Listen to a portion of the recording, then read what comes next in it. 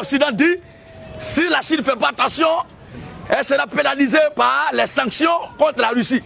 Mais l'Amérique qui vit à crédit de la Chine, vous avez quoi? L'Occident est dépouillé. Dans le plan invisible, l'étoile de l'Occident s'est déjà obscurcie. Son étoile s'est déjà éteinte.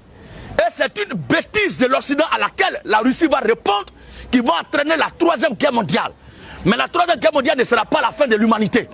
Parce que quand la Russie va affaiblir l'Amérique et que l'Amérique sera totalement affaiblie au plan de l'armement, elle n'aura pas la capacité de se défendre. Et défendre Israël parce que le défenseur d'Israël actuellement c'est l'Amérique. Or la prophétie du Seigneur Jésus-Christ est claire. Il faut que tous les pays palestiniens autour d'Israël attaquent Israël. Et que la désolation s'abatte sur Israël. Et l'écriture est claire, ce jour-là, si ce temps n'est pas abrégé, il ne resterait personne parmi les Juifs qui va rester en vie. Donc à cause des élus, Dieu va abréger ce temps-là. Avant que ce jour n'entre en vigueur, il faut que l'Amérique soit anéantie au plan de l'armement. Et que l'Amérique soit dans l'incapacité de se défendre et de défendre aussi son poulain, Israël. Alors la Russie va faire ce travail et tous les pays qui sont autour, les pays arabes qui sont autour d'Israël vont attaquer Israël. C'est dans la fumée montante, dans les cendres, dans les charbons, dans les gémissements, les graissements des dents, la détresse d'Israël là, que la tribu du lion, la tribu de Juda, que porte le Seigneur Jésus-Christ va se révéler. Il viendra au secours maintenant d'Israël. Et son aspect, son caractère redoutable là va se manifester ce jour-là pour secourir Israël. Mais avant cette date-là, nous les chrétiens, je ne dis pas tous les chrétiens, mais l'épouse parole, alléluia. Il y a un frère qui me demande avant que les catastrophes humanitaires ne s'abattent sur la terre, est-ce que vous, nous les chrétiens, nous serons sur terre? Je dis que l'épouse ne sera pas sur la terre, parce que la mer a été fendue. Avant que la mer ne soit engloutie, n'engloutisse plutôt Pharaon et son armée, Israël a déjà traversé. Israël a déjà traversé. Un homme qui a le pouvoir de sécuriser ses biens, son peuple, son pays, ne peut pas être aussi bête que ça en laissant ses biens, ses enfants, ses nouveau-nés dans un endroit et puis il va mettre feu là-bas. Or notre Dieu est le Tout-Puissant. La première des choses à faire, c'est de sécuriser d'abord son peuple. C'est quand il a fait traverser Israël là, quand Israël a passé à traverser la mer Rouge, la mer des Jonques, que quand, ensuite maintenant, Pharaon et son peuple sont venus. C'est quand ils sont venus que Dieu les a engloutis. Donc avant que le chaos, la catastrophe, la troisième guerre mondiale ne commence, et que le désastre ne voit le jour, et que la désolation ne commence, et que l'abomination dont Daniel a parlé, qui a été établie en lieu saint, et que celui qui lise fasse attention dans l'écriture du Seigneur Jésus-Christ lui-même nous met en garde. Avant que cela ne commence, le peuple racheté de Dieu, l'épouse parole, est déjà parti. Avant que la première goutte de feu, la première boule de feu, avant que la première boule de feu ne tombe sur Sodome et Gomorrhe, l'autre est sorti d'abord. Avant que la première goutte de pluie ne tombe au temps de Noé, Noé est monté d'abord dans le bateau. Mais regardez quelque chose. Noé, alléluia. L'autre, non, c'est de ça nous parle quand on se rassemble. Ne pas là vous dire recevez. Vous recevez quoi? On bâtit un don de Dieu. Vous recevez quoi? Vous allez recevoir quoi? Non, non, non. On ne vient pas à ma campagne d'évangélisation. Je suis le journal divin.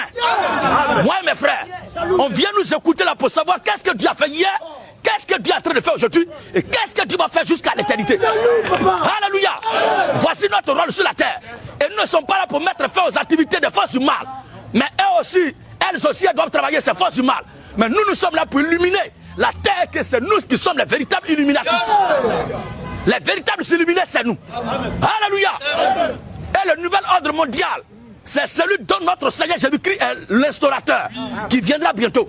Sinon le reste là c'est du n'importe quoi. Alors, Lot n'a pas voulu sortir de Sodome et de Gomorrhe, mais il a été forcé par Dieu. Quel que soit l'endroit où se trouve ce jour-là, un membre du corps de l'épouse parole, c'est le Seigneur lui-même qui va le forcer à sortir entre les mains et le fer, qui provoque l'attraction. Qui provoque l'attraction.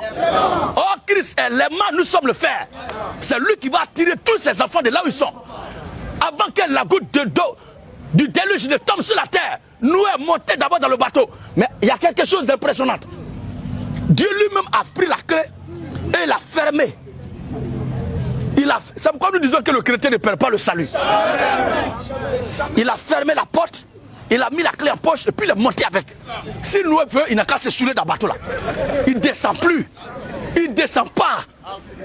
S'il veut, il n'a qu'à faire tout ce qu'il veut. Il ne descend pas. Parce que la porte est fermée. Alléluia. C'est la même chose. Avant que le désastre ne commence, le pouce-parole est déjà parti. Ceux qui appellent pour demander le passage biblique là, quand vous allez appeler ce jour-là, on dit, votre correspondant ne peut être échoué actuellement.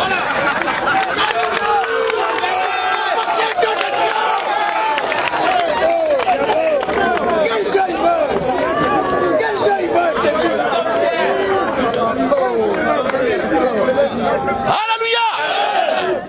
Alors c'est après cette période-là que va commencer la fin du monde, parce que Dieu a promis de détruire ce monde-là.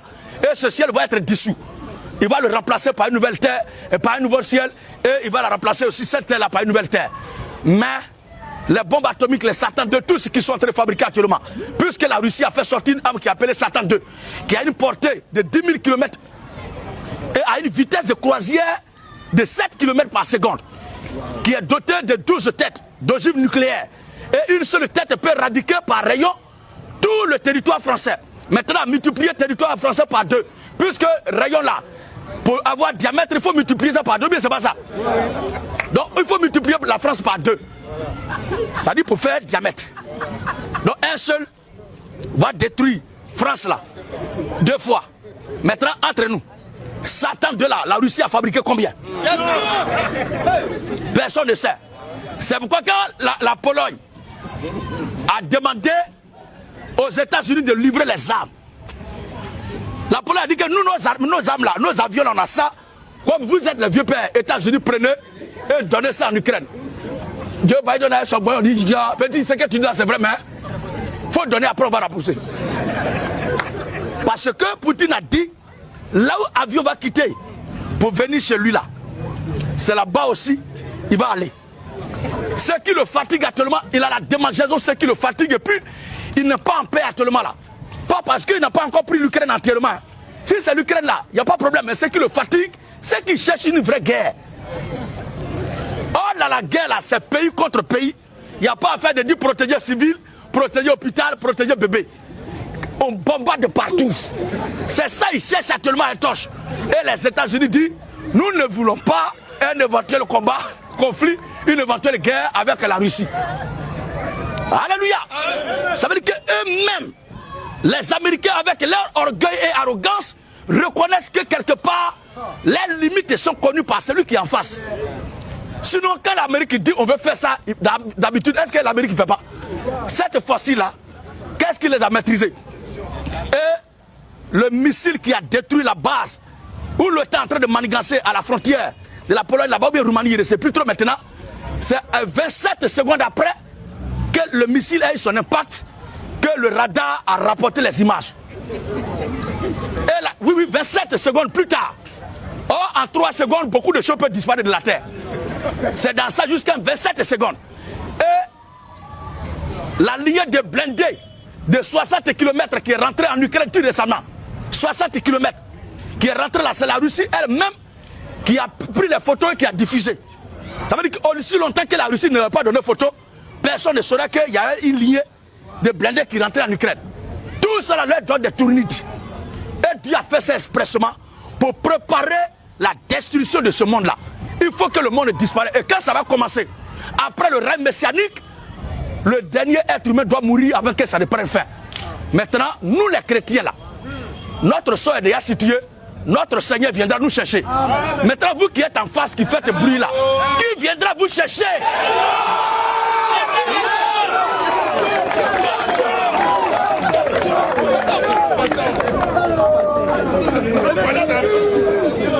Alléluia. Ce que je viens de dire là, par rapport à la crise là, qui se passe en Ukraine et les troubles dans le monde entier. Si quelqu'un pense que je dois faire la politique, c'est que tu es le plus débile de cette génération. Parce que je n'appelle personne ici à voter un personnage politique. Je n'appelle personne ici à militer dans un parti politique ou un camp politique. Non. Mais je suis en train de me prononcer sur une actualité mondiale. Pas plus, pas moins. Et le Seigneur Jésus-Christ avait prophétisé ces troubles-là. Et comme c'est un discours que je tiens, mais beaucoup peut-être ne savent pas d'où est l'origine de ce discours-là, nous lisons un peu Matthieu pour montrer que c'est un passage biblique qui avait été prophétisé par le Seigneur Jésus-Christ et que ces temps qui sont devant nous là ont été annoncés par le Seigneur. Et ce qui se passe là, ce ne sont que les tests pour voir la capacité des âmes qu'ils sont en train de fabriquer. Vas-y papa. Matthieu 24. Oui. 6 à 8. Il est écrit. Vous entendrez parler de guerre. Vous entendrez parler de guerre. Et de bruit de guerre. Ce qu'on entend là, c'est quoi? Bruit de guerre. C'est une prophétie que le Seigneur a donnée. Oh, Jésus-Christ est Dieu, il ne peut pas donner une fausse prophétie. Amen. Tout ce qu'il dit doit parfaitement et pleinement s'accomplir. Alléluia. Et lui-même se donne les moyens pour mettre le peuple, les nations, les grandes puissances en conflit. Pour que ces prophéties s'accomplissent. Vas-y. Vous entendrez parler de guerre. Vous entendrez parler de guerre. Et de bruit de guerre. C'est lui qui a endurci le cœur de Pharaon pour qu'il y ait conflit entre lui et Moïse. Amen. Tout cela pour frapper Pharaon et engloutir l'armée de Pharaon dans la mer pour sa gloire. C'est le même scénario qu'il veut reprendre pour détruire ce monde-là. Oui. Vous entendrez parler de guerre. Je ne suis pas en train de dire de militer dans LMP, dans PPCI, dans RHDP, dans l'URSS ou bien dans l'Union européenne ou bien dans l'OTAN. Il n'a jamais dit ça. Il n'a jamais dit ça. Ça n'a rien à voir. Je suis un chrétien, je viens de l'éternité. Mais je dis que ce monde-là doit disparaître. Et je vous explique comment notre Dieu va procéder pour le faire disparaître. Alléluia. Amen. Vas-y. Vous entendrez parler de guerre. Vous entendrez parler de guerre. Et de bruit de guerre. Et de bruit de guerre. Gardez-vous d'être troublés. Gardez-vous d'être troublés. Car il faut que ces choses arrivent. C'est un impératif. Une obligation. Il faut que ces choses arrivent. Mais ce ne sera pas encore la fin. Pour le moment là, ce n'est pas une vraie guerre, c'est bruit, on attend. Il parle d'invasion militaire ou bien de militarisation, dénazification, opération militaire. Ça c'est bruit. Mais le Seigneur dit, gardez-vous d'être troublés, ça ne serait que l'échauffement. Voilà. Oui. Mais ce ne sera pas encore la fin. Une nation s'élèvera contre une nation. Le bloc nordiste doit se lever comme le bloc de l'Est. Et un royaume. L'OTAN va se lever contre l'URSS ou bien États-Unis va se lever contre les SAR. Vous vous amusez. Hein? Il aura ça. Ils vont se manger. Oui. Un royaume contre un royaume. Vous les noirs qui vous luttez pour pleurer sur le sort des blancs là. Moi je ne vous comprends pas. Le couloir humanitaire qu'ils ont créé là, on dit nos frères noirs qui veulent quitter l'Ukraine, on les frappe, on les rejette. C'est vous les noirs là qui voyez les blancs comme les êtres humains. Mais eux ne vous voient pas comme les êtres humains. Pour les blancs, nous les noirs, nous sommes des singes, des primates à éradiquer de la terre. Comment le conflit qui se passe entre l'Ukraine et la Russie là-bas, et vous dites que ça aura de graves répercussions sur l'Afrique. Ça va provoquer assez de désastres sur l'Afrique. Nous, on a quoi à voir?